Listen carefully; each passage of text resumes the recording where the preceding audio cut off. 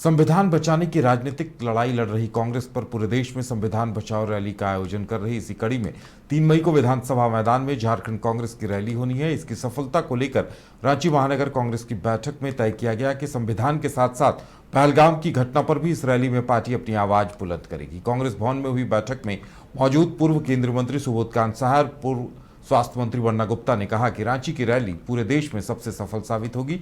रांची महानगर कांग्रेस के अध्यक्ष कुमार राजा की अध्यक्षता में हुई इस मैराथन बैठक में वार्ड अध्यक्ष से लेकर महानगर के पदाधिकारियों की भीड़ इकट्ठा करने का लक्ष्य दिया गया। महानगर अध्यक्ष कुमार राजा ने दावा किया कि महानगर कांग्रेस इस रैली में दमदार उपस्थिति दर्ज करवाएगी। जिस संविधान को आपको याद होगा कि 1935 में ही कांग्रेस ने सबसे पहले संविधान की वकालत की थी और संविधान को सबसे बड़ी लड़ाई का अस्त्र माना था जब देश गुलाम था, और उस समय से संविधान की जो है आवाज़ कांग्रेस बुलंद करती रही है। और 1947 में जैसे ही देश आज़ाद हुआ तो संविधान सभा के अध्यक्ष आदरणीय बाबा साहब अम्बेडकर जी को बनाया गया। और ये संविधान आप जानते हैं कि ये एक लंबा चौड़ा इस देश का संविधान है और इसमें देश की आत्मा निहित है। और इसको कहीं ना कहीं केंद्र की सरकार जो है अपने राजनीतिक लाभ के लिए अपने विरोधियों को, चाहे वो संवैधानिक संस्थाओं के दुरुपयोग करके, चाहे ईडी, सीबीआई वगैरह का एजेंसियों का दुरुपयोग करके और संवैधानिक मूल्यों पर भी आघात और हमला करके, आप देख रहे होंगे कि निशिकांत दुबे जी ने सुप्रीम कोर्ट की भी अवमानना का काम किया। एक तय किया है कि हर बार की तरह रांची में ये रैली भी ऐतिहासिक होगी। देश से बहुत सारे बड़े नेता रहे हैं, इसको सुनना पूरे देश के लोग चाहते हैं और झारखंड के लिए हमारे सौभाग्य की बात है कि हमें आतिथ्य मिल रहा है। और आप विश्वास कीजिए, आप ही लोग ने चलाया था कि 10 साल के बाद ऐतिहासिक ऐसी रैली महानगर कांग्रेस ने किया है, तो फिर आपको चलाने का मौका मिलेगा।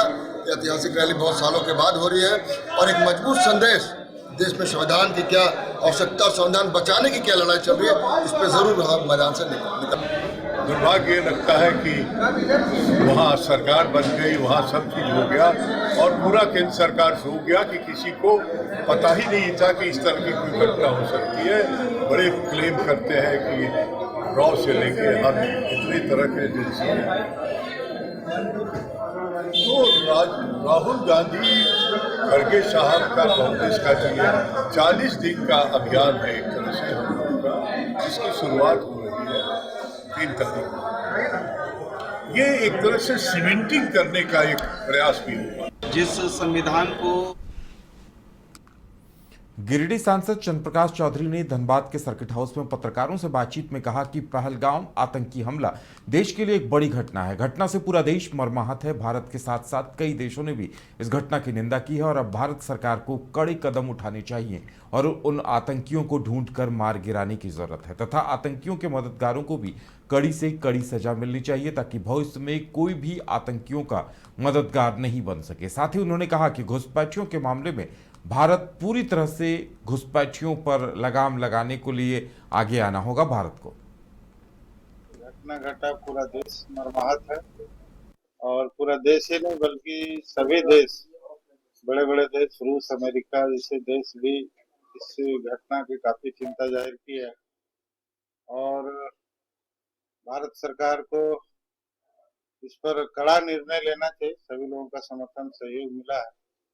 तो इस तरह की घटना जिस प्रकार से हुआ है, और हम तो कहेंगे कि गहन जांच भी होना चाहिए, क्योंकि पूरे देश में कई जगहों पर घुसपैठिए आकर अभी भी रह रहे हैं और सारा आपराधिक घटना का इंजाम भी दे रहे हैं।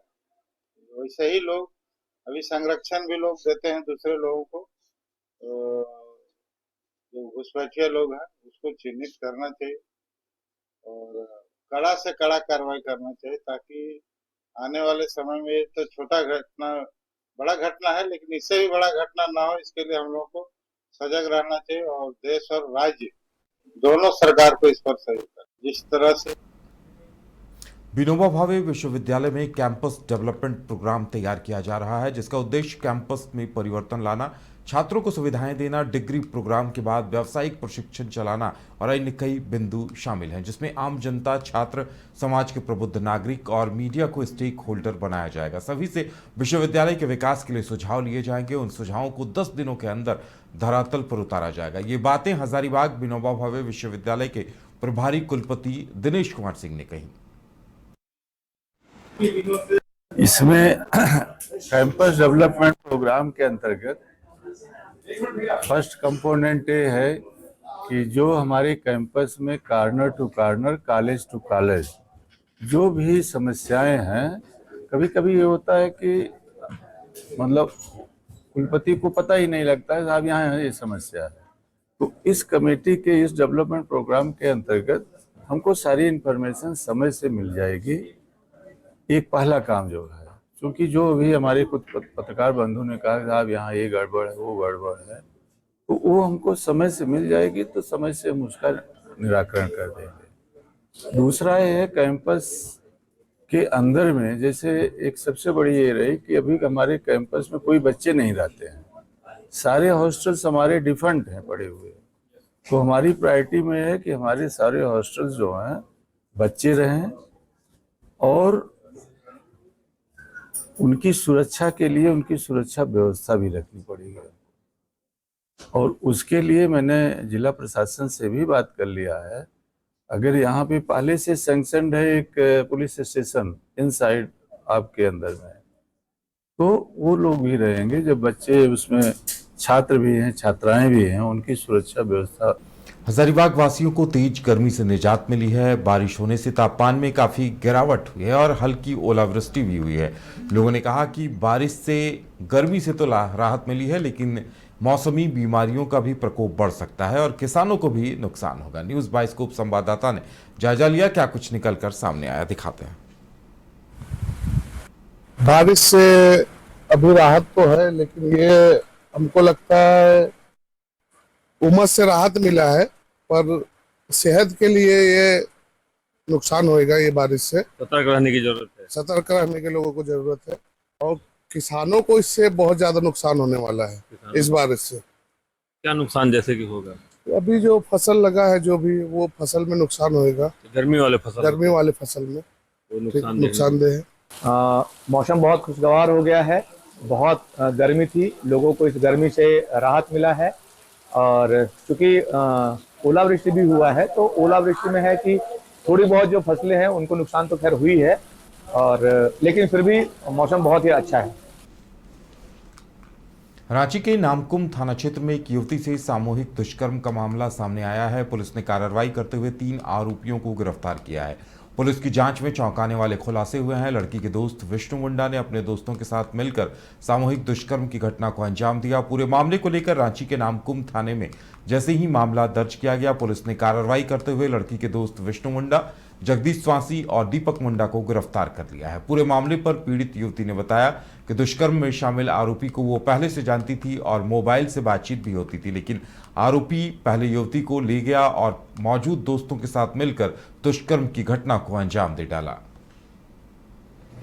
अप्रैल 2025 को नामकुम थाना क्षेत्र में एक कंप्लेन आया है कि एक विक्टिम के साथ सामूहिक दुष्कर्म किया गया है। इसमें तुरंत डीएसपी हेडक्वार्टर 1 के नेतृत्व में एक टीम का गठन किया गया और टीम ने काफ़ी अच्छा कार्य किया गया है। त्वरित कार्य करते हुए 3 व्यक्तियों को गिरफ्तार किया है। ये मामला ये है कि कुछ दिन पूर्व ही ये घटना हुई थी, लेकिन विक्टिम के द्वारा और उसके फैमिली के द्वारा इसकी सूचना थाना को नहीं दी गई थी। इसमें एक जो गिरफ्तार करके जा रहे हैं विष्णु मुंडा का, वो पहले से उसको जानते थे। सरस्वती पूजा के बाद दोनों से बातचीत होती थी, इंस्टाग्राम पे लोग बातचीत करते थे, फ़ोन के माध्यम से बातचीत करते थे। उसके बाद ये लड़की को लेकर एक वहाँ जहाँ वो दोनों रहते हैं, एक ही गांव है हाहा, वहाँ से 1 किलोमीटर पुंगड़ू करके एक पहाड़ है बेसिकली, वहाँ ये लोग सोते थे। तो वहाँ ये लड़की को ले गया और वहाँ 2 दोस्त और थे इसके साथ जो प्रायतर वहीं सोते थे, जिसका नाम है जगदीश और दीपक मुंडा। तो वहाँ ये लोग इसके साथ दुष्कर्म किए। फिर लड़की अपनी घर आई, लेकिन पता चला कि लड़की जैसे एडमिट थी तो इस कारण से डिले हुआ। और जब ये लोग ने एप्लीकेशन दिया तो नामकुम थाना में 145/25 सामूहिक दुष्कर्म के मामले में एक केस दर्ज किया गया है और इन तीनों को गिरफ्तार करके न्यायिक हिरासत में भेजा गया है। अप्रैल 2025 को नामकुम थाना क्षेत्र में एक कंप्लेन आया है कि एक विक्टिम के साथ सामूहिक दुष्कर्म किया गया है। इसमें तुरंत एसपी हेडक्वार्टर 1 के नेतृत्व में एक टीम का गठन किया गया और टीम ने काफ़ी अच्छा कार्य किया गया है और त्वरित कार्य करते हुए 3 व्यक्तियों को गिरफ्तार किया है। ये मामला ये है कि कुछ दिन पूर्व ही ये घटना